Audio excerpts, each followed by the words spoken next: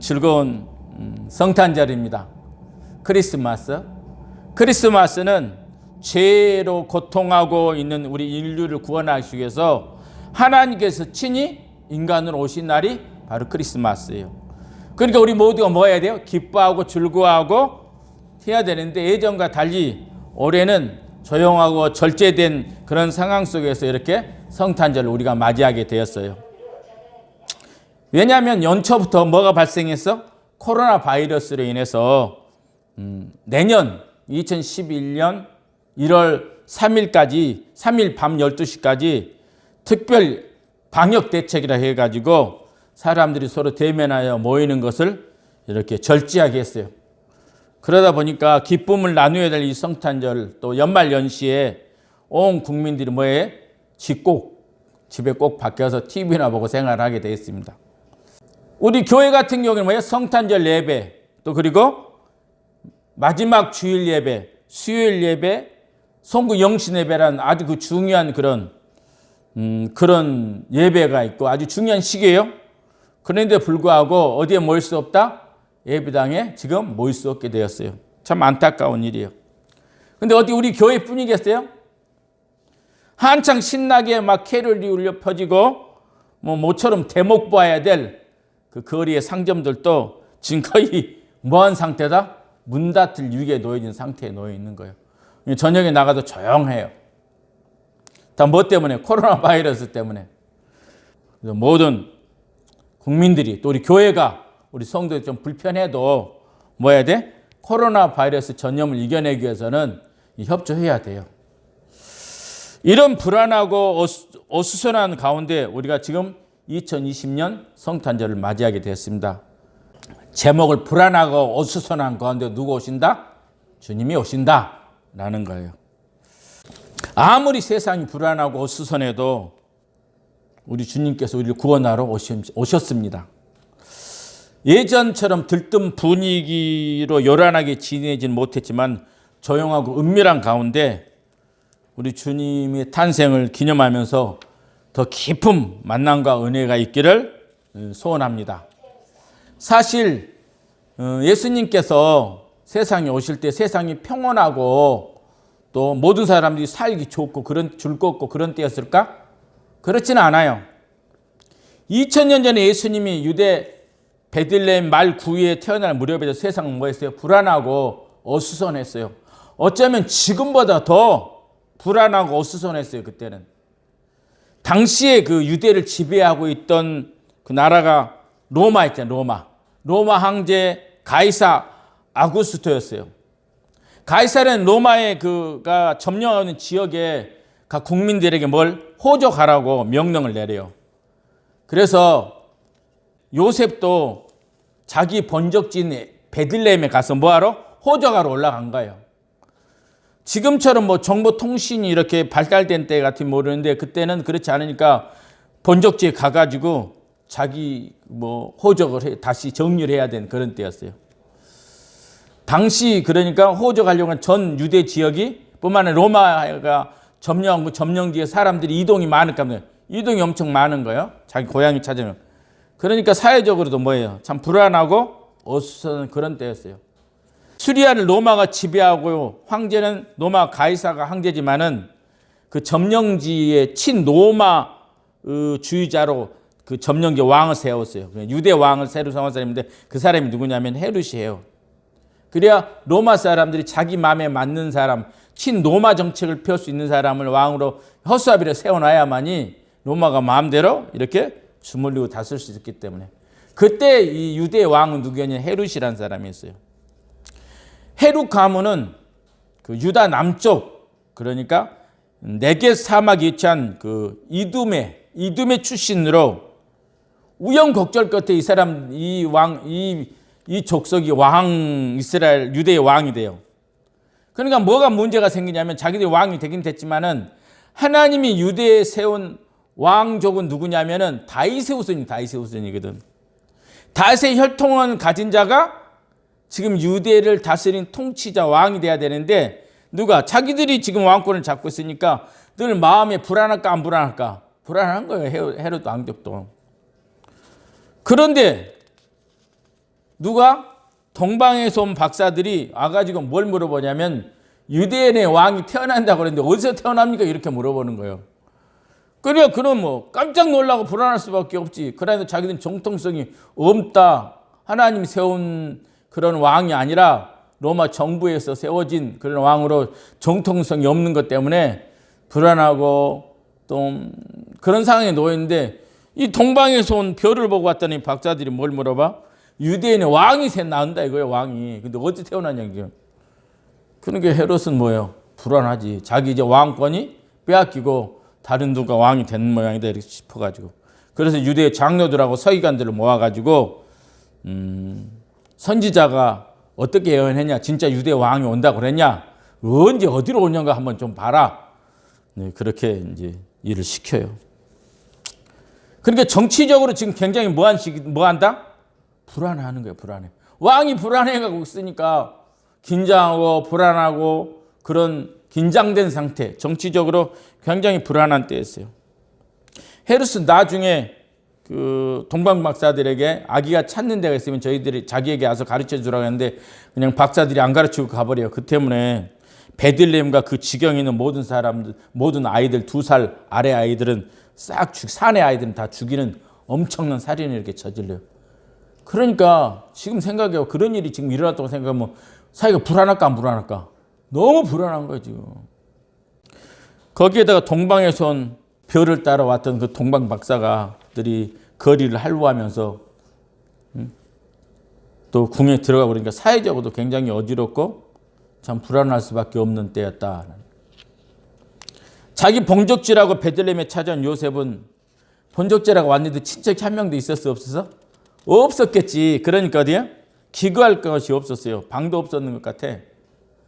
일단 우리가 본적지 가면 누구 찾아가? 친척 찾아가서 거기서 이렇게 잠시 기거해도 될 텐데 아마 요셉은 그런 사람이 없었는 것 같아. 방도 못 얻어요. 하긴 워낙 그때 호적하러 올라온 사람들이 많이 있었겠지. 그러니까 방을 구할 수가 없어요. 여간에도 방을 구할 수 없어요. 그래서 아마 마부간에서 지낼 수밖에 없는 형편에 놓여 있어요. 요셉도 혼자 몸이 아니었어요.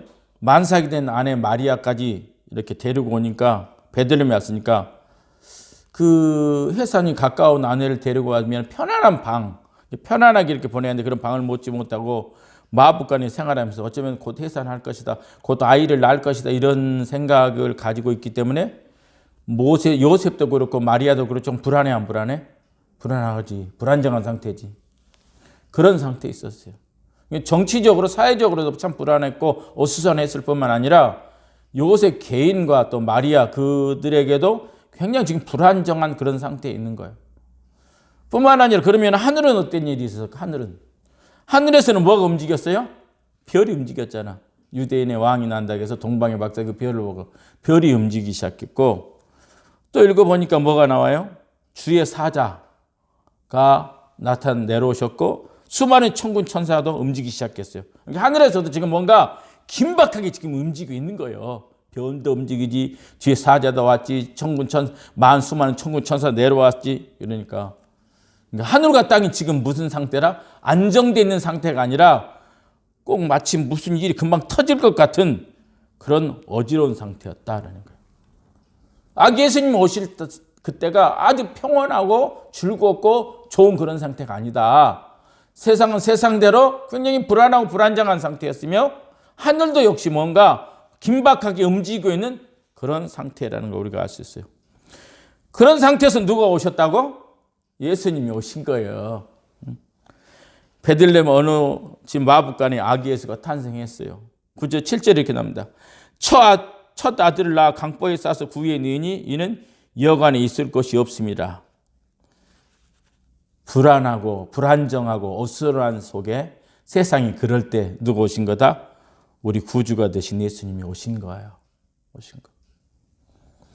예수님이 죄로 고통하는 인류를 구원하러 오셨어요. 평온하고 즐겁고 기쁨이 있는 세상에 와서 같이 기쁨을 나누고 즐거우려고 온 게 아니라 세상은 불안전하고 어둡고 고통스러워할 때 그들을 세상 구원하기로 오신 분이 예수님이시다는 거예요.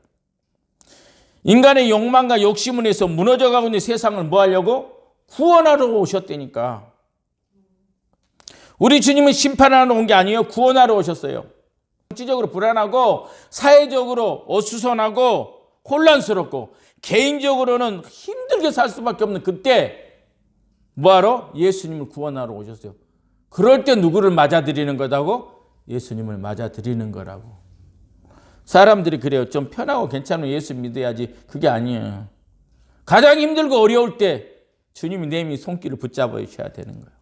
예수님 이 땅에 오실 때도 너무 사람들이 신나고 즐겁고 평안한 그때 온 게 아니라 세상이 힘들고 어렵고 불안정 속에 빠져 있을 때 아기 날 산모가 아기 날 자리조차 없는 그런 상황에 놓인 그때 누구 오신 거라고? 우리 예수님이 오신 거라고. 전국에 크고 작거나 하는 건 상관없이 이제 방송 인원 20명을 포함해서 5명 이상 모여서 예배드리면 안 돼요. 3일까지.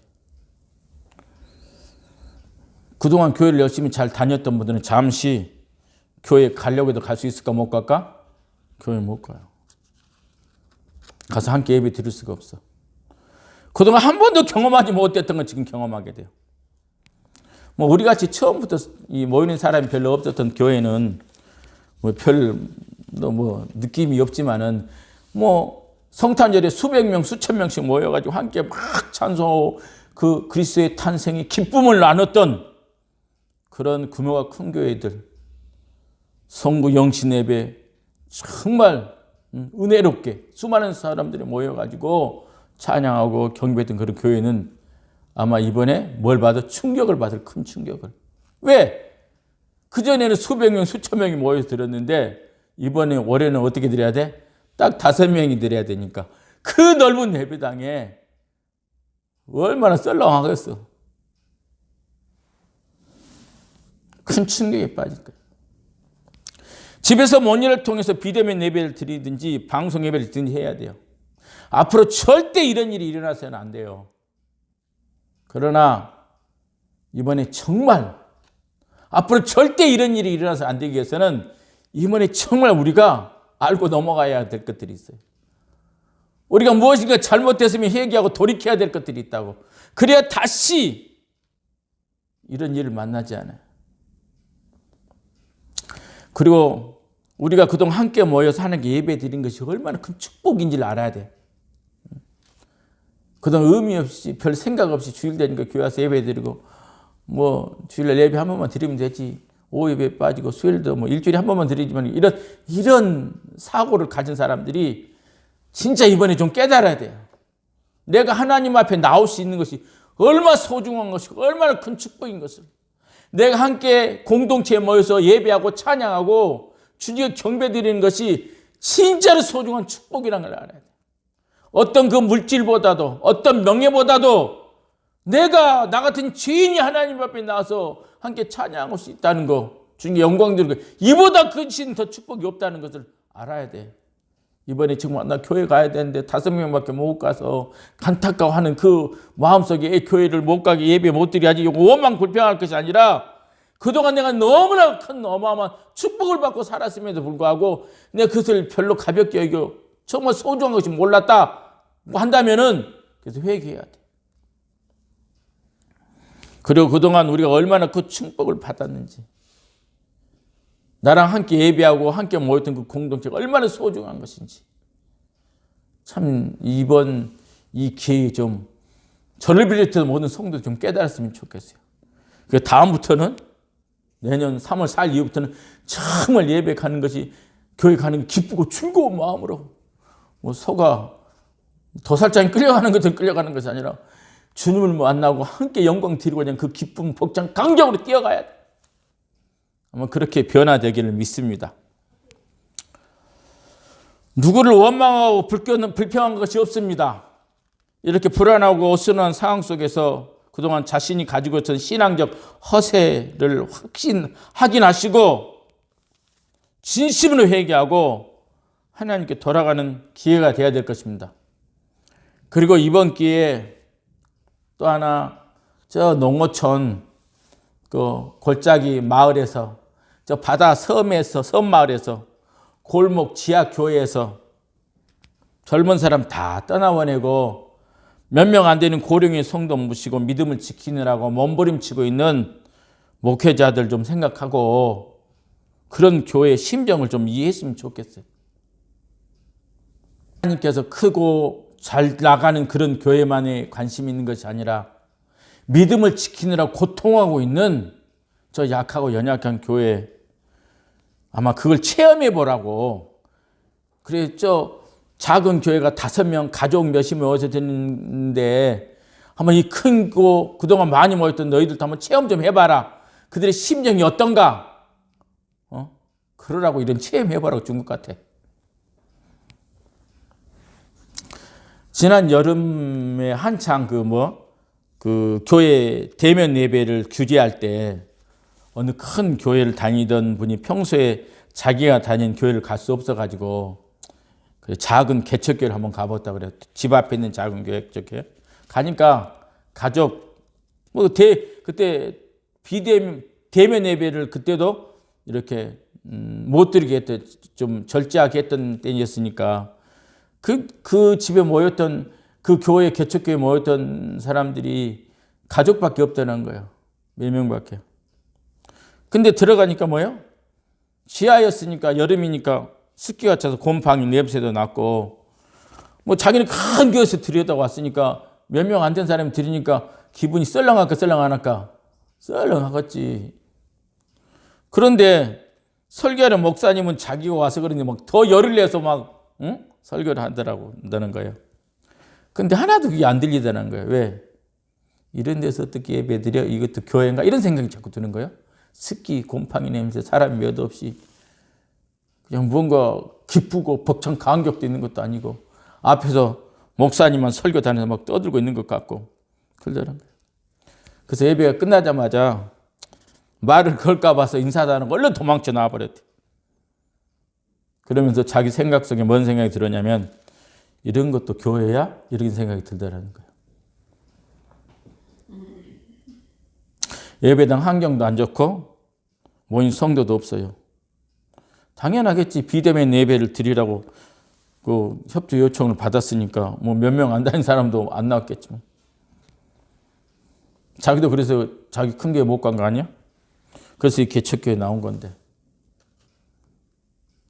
그분은 예배할 때 환경이 안 좋고 몇 명 안 되는 성도는 봤을지 몰라도 두 사람이 내 이름 모인 곳에 나도 그들 중에 있는 일을 하신 예수님 말씀은 안다고 모른다고. 그래서 많이 모이고 그래서 함께 큰 기쁨으로 화려하게 드린 그 자리엔 예수님이 계신 줄 알고 곰팡이 냄새가 나고 몇 명 모이지 않는 그곳에는 아마 없는 줄 알았던 것 같아요. 불안하고 어수선한 세계에 호족하려고 고향 찾아왔지만 방 하나 얻을 수 없어 남의 집 마부간에 태어나신 아기 예수가 그분은 뭐예요? 그분이 그토록 자기 평생에 찬양하고 신 예수라는 사실이에요. 예수님 어디 오셨다? 말똥 냄새 나는 말 오물 냄새 건초 썩은 냄새 가득한 마부간에 그걸로 오셨다니까. 화려하고 많은 사람들이 모여서 찬양하는 그곳에 모인 것이 아니고 말똥 냄새가 진동한 그곳에 사람도 없는 그곳에 습기 차 있는 그곳에 오셨다니까. 하늘 높은 보좌에 계신 하나님께서 세상을 구원하려고 오신 곳이 어디라고? 낮고 천한 말구육간이라고. 마부간이라고. 마부간. 환경도 좋고 사회적으로 덕망을 갖고 계신 분이 가득한 교회의 공동체가 되면 얼마나 좋겠어. 그런데 그렇지 못해 마부간 같은 형편없는 상황 속에서 하나님을 찬양하고 경배하는 지체들도 있다는 것을 알아야 한다는 거예요. 좋은 환경과 좋은 사람들보다 사람 생명을 더 소중히 여겨 냄새나는 마부간같이 냄새나는 마부간에서 약하고 불쌍한 자들과 함께 주님을 찬양하고 경배하는 성도들도 있다 없다? 있다라는 거예요. 서너 명이 모여서 하나님을 찬양하는 것도 있다라는 거예요. 그걸 알라는 거예요. 이번 이 비대면 예배를 통해서. 마치 그들이 이방인 같고 다른 기독교인 같지만 주님 안에서 모든 같은 지체요 하나 된 교회라는 거예요. 일부러 함께하지 않아도 됩니다. 그러나 경멸하거나 무시해서는 안 됩니다. 다메섹에서 예수님을 만난 사울이 예수님에게 물어봐요. 당신이 누굽니까? 예수님이 뭐라고 얘기해? 네가 박해한 예수니라 이렇게 얘기한다고. 사울이 예수님 박해한 게 아니고 예수 믿는 무리 예수님 교회를 박해한 거예요. 거기에 대해서 예수님은 예수님 자신을 박해했다고 하고 말하신 거라고. 그처럼 네가 경멸한 그 무시한 예수다 이런 말을 들을 수 있다니까. 그래서 아주 작고 곰팡이 냄새 나고 몇이 모이지 않는 교회라도 예수 그리스도가 머리가 된 그리스도의 몸 된 교회라는 것을 알고 무시하면 된다고 안 된다고? 안 된다고. 수백 명 모일 때나 오늘 5명 모일 때나 그 가운데 누가 계셔요? 하나님이 계시는 거예요. 그가 그리스도의 몸이요. 저는 우리 주님이 호화로운 호텔에서 태어나지 않는 것에서 참 고마워. 말똥 냄새가 나는 마법관에 태어난 것에 참 다행이다 이렇게 생각해요. 왜냐하면 화려한 호텔을 찬란한 조명을 받고 태어났다고 한다면 우리 같은 사람들이 예수님 이름 함부로 부를 수는 있었겠어? 못 부르지? 그런데 초라한 말구 위에 태어났으니까 우리같이 초라하고 형편없는 사람도 예수님 마치 내 편인 것 같은 그런 기분이 든다니까. 사랑하는 여러분, 어떤 상황 속에서 주님이 함께 계십니다. 마태복음 18장 20절 두세 사람이 내 이름으로 모인 곳에 나도 그들 중에 있느니라. 코로나 바이러스로 인해 5인 이상 모일 수 없어 텅 빈 예배당인 것 같지만 그곳에 누가 계신 줄 아세요? 누가 계실까? 예수님이 계시는 거예요. 어디 그것뿐인가? 곰팡이 냄새 풍기는 마법관 같은 지하 개척교회도 예수님이 계시고 다 늙어버려 몸에서 노인 냄새나는 고령 성도들이 몇 명 모이지 않는 시골 농어촌 교회도 예수님이 거기 계시는 거예요.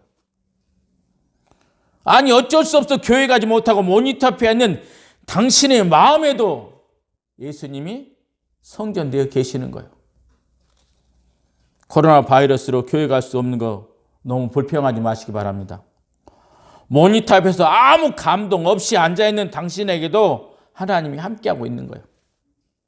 큰 소리에 찬양하지 못하고 부르짖어 기도하지 않아도 당신의 신음소리까지 다 듣고 계시는 하나님은 당신의 소원이 무엇인지 다 알고 있다니까. 세상이 정치적으로 불안하고 사회가 경제적으로 안정되지 못하고 어수선하면 할수록 하늘은 더 바빠지고 하나님의 영은 충만하게 더 활동하신다. 왜요? 멸망하는 세상에서 우리를 구원하려고. 하늘의 별도 움직여 동방에서 박사들 데리고 왔고 수많은 천군 천사를 동원하여 내려왔어요.